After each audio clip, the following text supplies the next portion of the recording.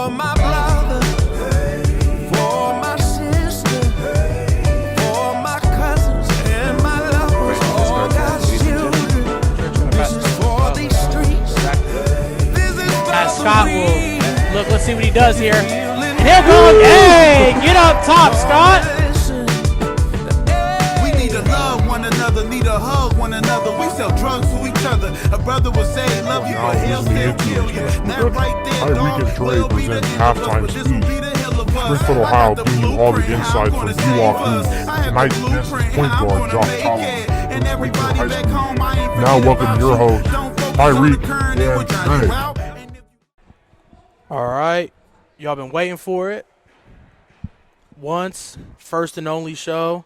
Well, not only, but this is going to be our first show. We've been on for about a month. We've been waiting to get everything started, get everything rolling, trying to find some players to get. But Springfield's back in action now. They had a tough win last night here in Springfield against Springboro. I believe they won 49-47. We got one of their players on board today. We got Josh Tolliver, Springfield guard. The one and only. He led the team yesterday in points. But before we get to that, we're going to talk about a little something that happened last night in regards of the G-Walk. Centerville played LaSalle. Their leading scorer, Tom House, scored 26. So we've had a – Yeah, I'm gonna go ahead and talk about them. That's the best team I've seen so far.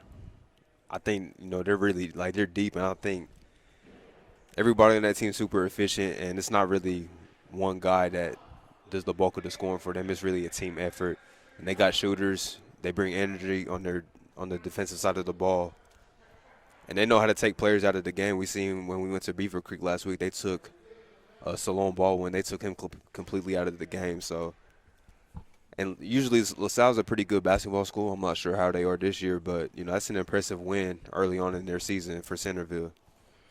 And then to talk about the Wayne Warriors now, we're basically just going to talk about the teams that have just now came into play. Wayne started last week against Northridge. They won that game 104-50.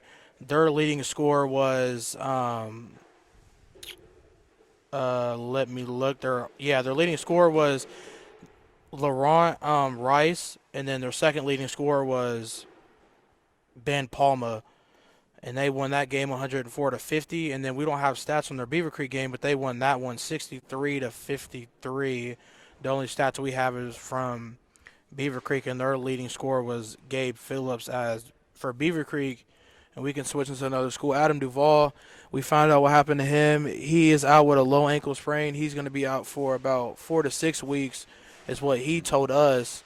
So he'll be out for a little while. Sure, that's not a high ankle sprain. That sounds like a high ankle something sprain like that. right there. Yeah, that's a tough loss for them. He definitely would have helped against Centerville for sure. Just, another smart ball handler to have. So that's a big loss for them. They look pretty decent early on in the season before the injury, so they're going to have to recover somehow, some way. But, with Springfield not coming into play and Centerville looking good and also Wayne looking good, I think I heard Malcolm Curry had 28 last night. That's what our reporters told us. If I'm not mistaken, I heard he had 28 last night. And in their first game, I don't even think he was top 3 leading scorers. So that just shows how deep Wayne is on the perimeter, and they got a lot of different guys that can get buckets for them. I'm interested to see their matchup on Tuesday with Springfield for sure. I say our guest behind us said that's not true, but so you probably know better than we do. So I would say my reporters that were at that game told me that he had 28. I think they might have got something mixed up. But really, as we go through the list here, stat-wise, in the GWAC for boys basketball, Northmont's really like the lone standing. I mean, their best player is Jordan Smith.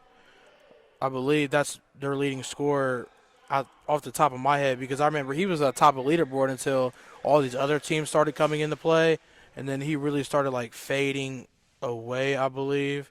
Yeah, it's Patrick Ivory. Yeah, okay. I was about to say that didn't sound too familiar. Yeah, Patrick Ivory's. I just looked at one game and he scored 27. I don't know which game that was. I believe it was probably against Beaver Creek, which it was. Yeah, he scored 27 over Beaver Creek. To be honest with you, I don't really know what to see right now because we have 4 teams coming to play this week. Well, kind of next week. Last Friday they started, and now they're in the thing. So our front runner right now, I mean, we seen Centerville. They was a complete team. Springfield was kind of shaky last night because they played a Springboro team and it was kind of close, and they were really having the hottest season. But obviously, Springboro's had more games than them, so Exactly. they just got that first game jitter. I think that it's definitely a testament to Springboro. I think that was their 7th or 8th game last night, and this is Springfield's very first game under new coaching staff. They haven't scrimmaged anybody. They went a period of time where they couldn't practice because of COVID-related issues and stuff. So I feel like with Springfield, I feel like they're gonna grow with more time, more reps, and more games played. I think they're gonna grow together once they figure out their rotations, which lineups work best together, and they just figure out get used to the new system and everything that they have working for them. So we're gonna switch over to the other side, and we're gonna start talking about girls basketball now. Leading the GWalk right now is Springboro. They're 7-0 right now, led by Jordan Hobbs, Rice commit, and then right behind him we got Wayne at 2-0 with Bree Hall. She's committed and signed to South Carolina University, and then we have right behind them Centerville, and they have Cody McMahon. She is an Ohio State commit there, and actually it's kind of weird though because it goes Wayne, Centerville, and Springboro. Also, their top 3 players are in the top 3 categories and stats. Yeah, I haven't had a chance to see Bree Hall live, but she's averaging 31 so far through 2 games, so that's very impressive. But I think the best team that I've seen on the girls' side in person is also Centerville. I think Cody's probably the best player, the best female hooper I've seen live in person. She's a bucket, and I think they also just have a complete team. Their point guard, Amy Velasco, is very solid, and they got shooters too. So far, that's the best team I've seen. Springboro is also very good, obviously 7-0. Jordan Hobbs she got game for sure. Payne Nation's also a hooper. But really, outside of those two, they have trouble finding other sources of offense. But overall, they're a very good defensive team too, which is why they're undefeated so far. And with that, we're going to take a quick ad break for our sponsors for a halftime speech, and then we'll bring it right back here on halftime speech. Once again, first episode here. Glad you guys have been following us since. I know you guys been impatient about when we're going to hop on, but when we come back, we'll have Josh Tolliver on the mic, and we'll have Tyreek get his little talk on, get our interviews in. But thank you guys for listening, and we'll be right back after this ad. Here on Halftime Speech, we love our sponsors and can't do anything without them, and we would like to recognize them. Halftime Media Crew, wake up and get excited that one of our sponsors for the show, Jungle Threads. Jungle Threads is a new 2020 clothing line looking to get you fitted in style while you walk the streets, ranging from sizes from small to 2XL. Prices are different for each product. Why not take a chance on the product? You took a chance on us. Also, Jets Pizza with the code JETS5OFF. Get a 20% off coupon code on us. Enhance you out of Dayton, Ohio, training athletes for any sport to get you to the next level. And finally, Buffalo Wild Wings, beer, wing, and sports. What else is better than that? Go into your local Buffalo Wild Wings on Bechtel Avenue and come join the show. Ladies and gentlemen, welcome back to the show. Halftime speech. I'm here with Springfield guard Josh Tolliver, coming off of a 15-point performance last night and a win in the first game. Josh, how you feeling, man? I feel good, feel great that we got the win. It feels good to be back. It was our first game. We didn't play one game. We didn't have any scrimmages, so I was coming in there a little iffy because they played 7 games, and it didn't matter about the record. It was just the way that they played more games than us. But we came out there and we got the win. It was a bad win, but we'll take it a win as a win. I like how you recognize you guys didn't play your best game, but a win is still a win, and definitely early on in the season, you take those wins as you can take them. So just talk me through the game. Like you got in foul trouble pretty early. You had 3 first half fouls.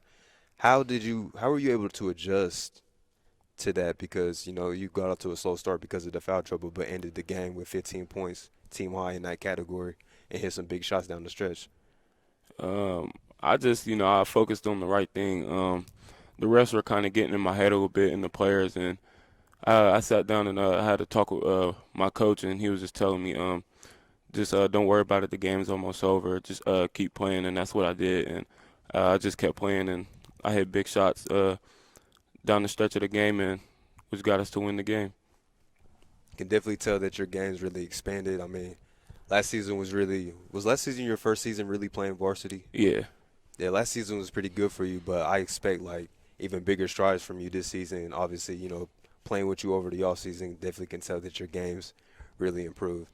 So also, I want to ask you about, the new coaching staff, Coach Sean. Like, how has he affected your game, and how has his system been like adjusting, and how has that, changed Yeah, your mindset? Coach DJ, Coach Long, and Coach Mack, they're all good coaches.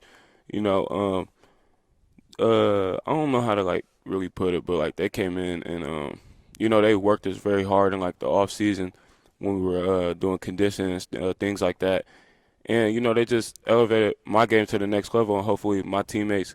Because usually, I'm gonna go lie, I didn't used to like defense, but now I love it a lot because like he got me better at it, and it's just fun now to play defense. I might not be the best defender on the team, but I still give it my all for my teammates, and they're a good coaching staff for sure.